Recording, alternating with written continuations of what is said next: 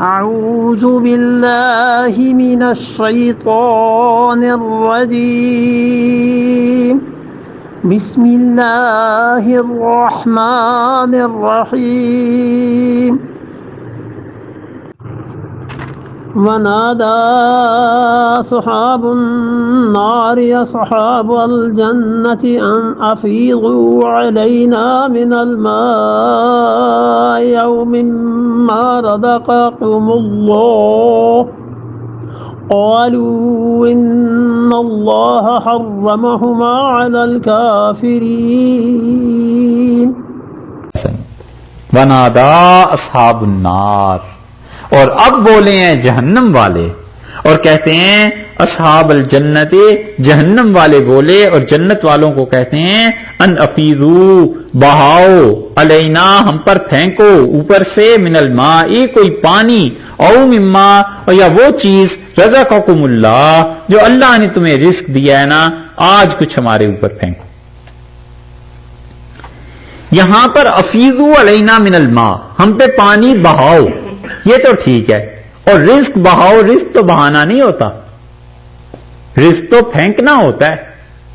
تو اس لیے کہتے ہیں کہ وہی اللہ تو حاطبنم و مام باردہ، کہ ان افیضو علینا من الماء، ہم پر پانی بہاؤ، او القو مما رزقکم اللہ، یا ہم پر ڈال دو، اوپر سے پھینک دو جو خدا نے تمہیں رزق دیا ہے نا، تھوڑا سا پانی دے دو، تھوڑا سا کھانا دے دو۔ اب کہاں گیا وہ کبر، اب کہاں گئی وہ باتیں؟ دیکھا کیسی ذلت اور رسوائی ہے۔ کہتے ہیں اللہ نے تمہیں دیا ہے، کچھ دے دو۔ اس سے معلوم ہوتا ہے کہ پانی پلانا اور کھانا کھلانا بہترین اعمال میں سے ہے، کیونکہ اہل جنت کو ان کی دعوت دی گئی کہ تم یہ کام کر لو، بہت بڑا عمل۔ قالو، وہ کہیں گے جنت والے، ان اللہ حرمہما علی الکافرین، اللہ نے یہ دونوں چیزیں بند کر دی ہیں کافروں کے لیے۔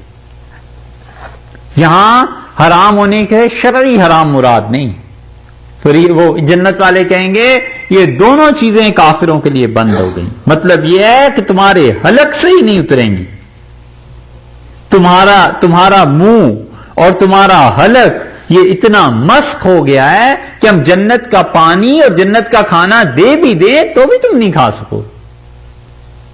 یہ ایسے ہی ہے جیسے گدھے کے سامنے کوئی گوشت رکھ دے تو گدھا گوشت کو کیا کھائے گا۔ انہوں نے کہا اللہ نے یہ دونوں چیزیں، دونوں دروازے تمہارے لیے بند کر دیے۔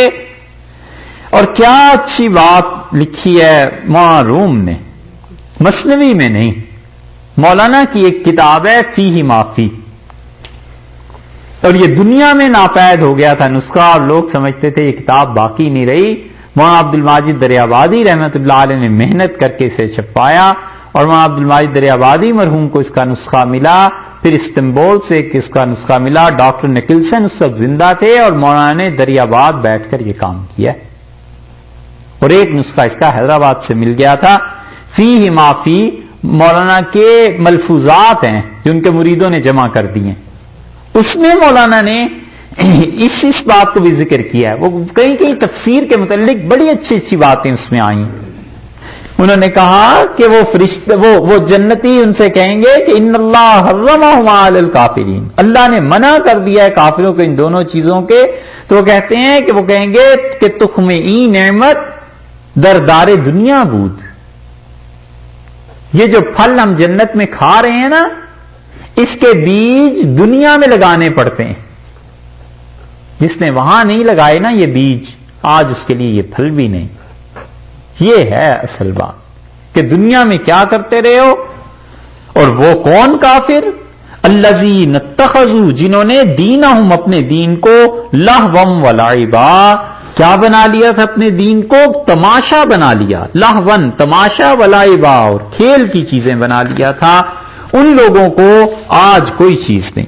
کون سا دین؟ یعنی جس دین کو قبول کرنا واجب تھا، اسلام، اس کو انہوں نے کیا کیا؟ کھیل تماشے کی چیزیں بنا لیا۔